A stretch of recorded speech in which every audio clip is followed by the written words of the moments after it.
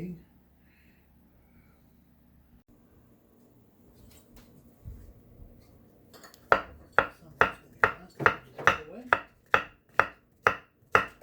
You still hot?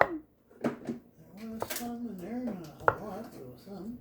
I think you're empty na.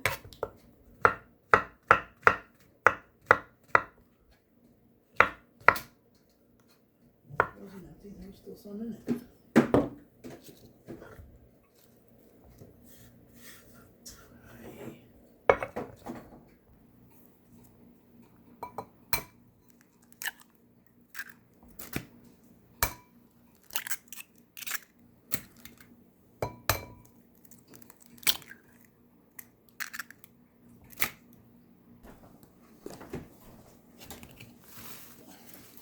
Just I add garlic powder. That's all I'm gonna make. Ay, still lots.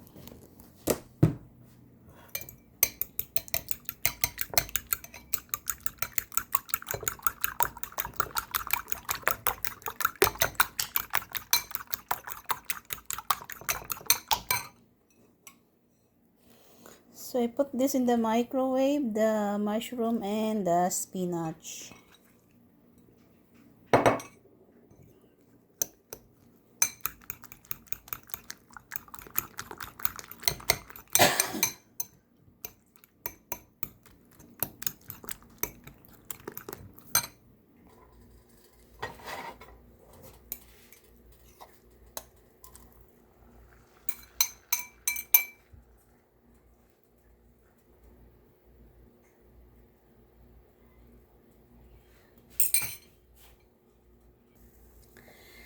Mahihirapan tayong i-flip ito mga tita kasi hindi flat yung nilulutuan natin. So dapat sana flat ito. Ay, okay, at least.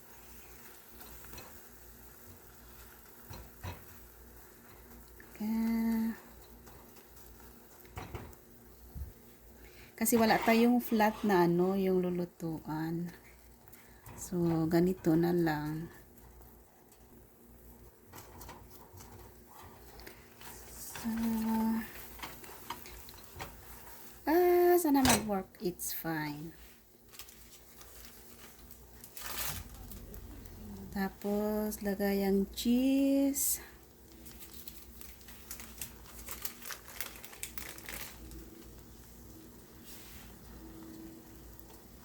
Yan.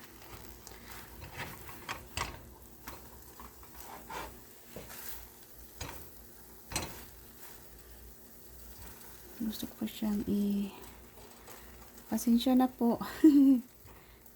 Mas gusto ko kasing ano, yung covered talaga, yung cheese mga tita. Wala kasi tayong ano, yung very flat ba na mapaglulutuan. So, slow lang yan para maluto talaga yung vegetables natin. Yung ano, yung spinach at saka mushroom. Actually, kaya nilagay natin yan, yung mushroom at spinach, nilagay natin sa microwave para maluto siya. So, ito yung pang lunch natin bukas. So, ako lang naman yung may pasok. Hindi ako nagluluto para sa asawa ko.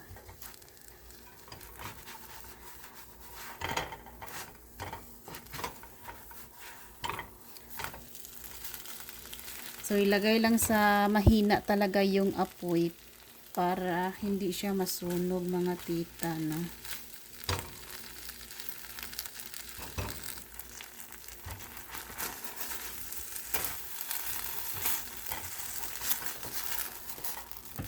Smells so good, the cheese. Fortunately, my soup don't smell so good. Oh.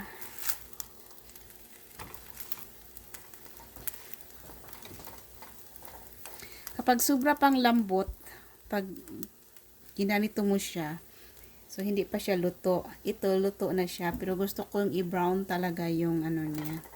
Side by side, mga tita.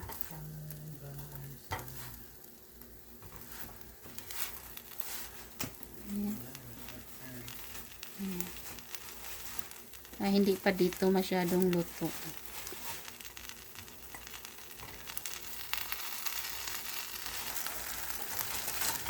Luto na siya. Luto na ang ating lunch. Ay, ang cheese lumabas. Done is cooking. Ready to serve for my lunch.